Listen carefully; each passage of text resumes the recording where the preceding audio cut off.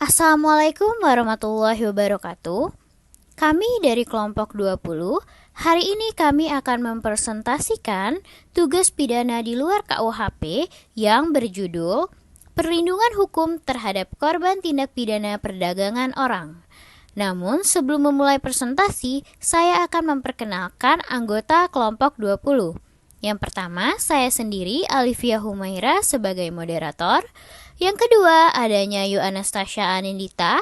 Yang ketiga, ada Nyimas Sari Nurjihan. Dan yang keempat, ada Fauka Syafa Kurbani. Baiklah, saya akan membacakan latar belakang permasalahannya. Perdagangan orang atau human trafficking merupakan salah satu bentuk kejahatan transnasional. Korban dari tindak pidana perdagangan orang biasanya berasal dari negara-negara berkembang yang memiliki jumlah populasi penduduk yang besar dengan adanya kesenjangan ekonomi di dalamnya. Indonesia merupakan negara asal terbesar bagi korban perdagangan orang, baik bersifat domestik maupun lintas batas. International Organization for Migration mensinyalisir sekitar 50% tenaga kerja Indonesia di luar negeri menjadi korban perdagangan orang.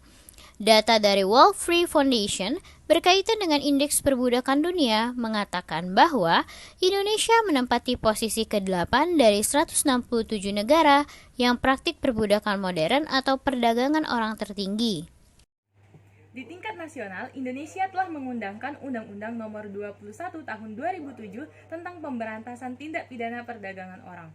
2 tahun kemudian, Indonesia mengundangkan Undang-Undang Nomor 14 Tahun 2009 tentang protokol untuk mencegah, menindak, dan menghukum perdagangan orang, terutama perempuan dan anak-anak, melengkapi Konvensi Perserikatan Bangsa-Bangsa menentang tindak pidana transnasional yang terorganisasi atau Protocol to Prevent, Suppress, and Punish Trafficking in Persons, especially women and children, supplementing the United Nations Convention Against Transnational Organized Crime.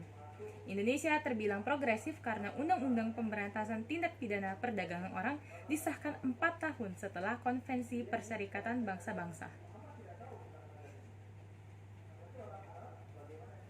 Nah, kemudian apa rumusan masalah yang akan kami tangkap di pembahasan kali ini, yaitu bagaimana perlindungan hukum terhadap korban tindak pidana perdagangan orang dan apa saja hal-hal yang menjadi hambatan bagi negara dalam memberikan perlindungan hukum terhadap korban tindak pidana perdagangan orang.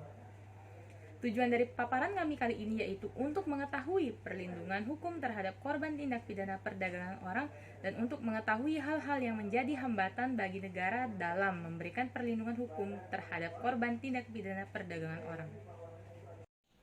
Baik, selanjutnya adalah pembahasan poin perlindungan hukum terhadap korban tindak pidana perdagangan orang.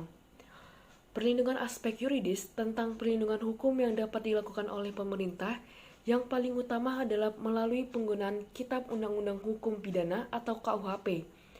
Meskipun dalam produk hukum belum memerhatikan kepentingan korban daripada pelaku, namun setidaknya ada satu pasal yang memberikan klausa terkait perlindungan terhadap korban, yaitu pada pasal 14C ayat 1 KUHP tentang ganti kerugian yang bersifat keperdataan.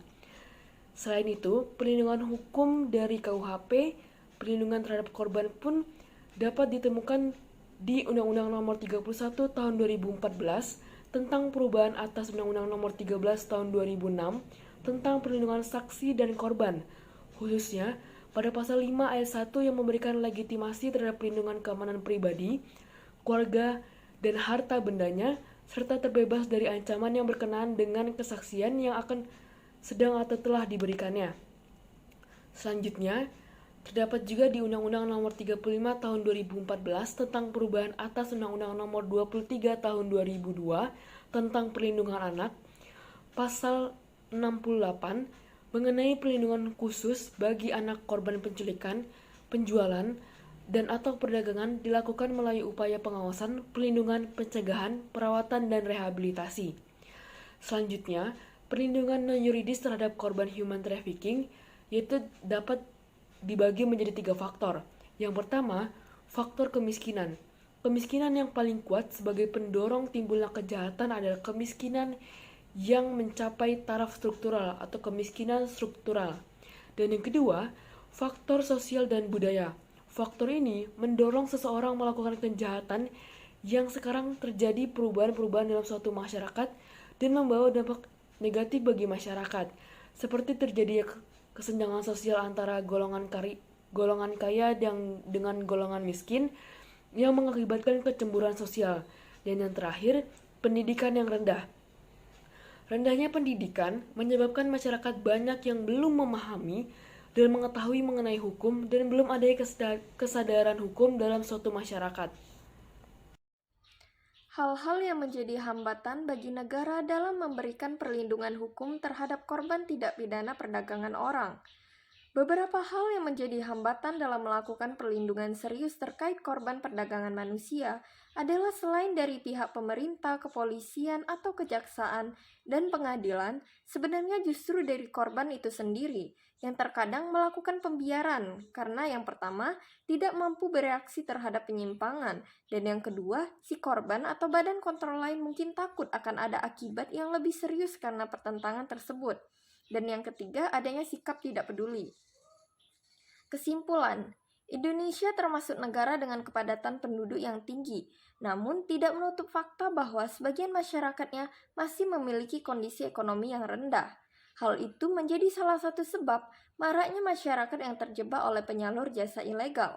Penyalur jasa ilegal menjanjikan penghasilan yang tinggi bagi mereka yang bersedia bekerja, baik di dalam maupun di luar negeri, sehingga mereka ini tergiur akan tawaran tersebut. Akan tetapi kenyataannya mereka malah dijadikan korban dari tindak pidana perdagangan orang.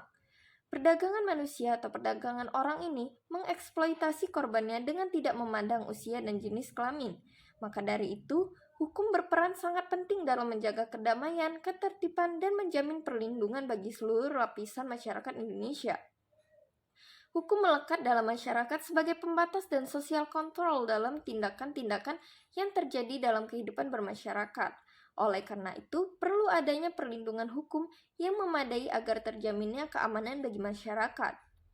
Saran. Yang pertama, perlu upaya yang lebih terintegrasi dari semua pihak dalam mencegah tindak perdagangan manusia, pemberian efek jerah bagi para pelaku, dan perhatian yang lebih besar kepada korban.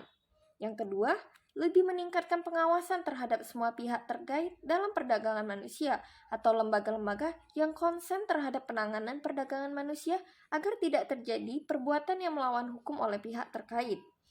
Dan yang ketiga, perlunya melakukan sosialisasi tentang bahayanya perdagangan manusia, memberikan bekal keterampilan kepada masyarakat, dan meningkatkan kontrol sosial masyarakat untuk meminimalisir terjadinya perdagangan manusia.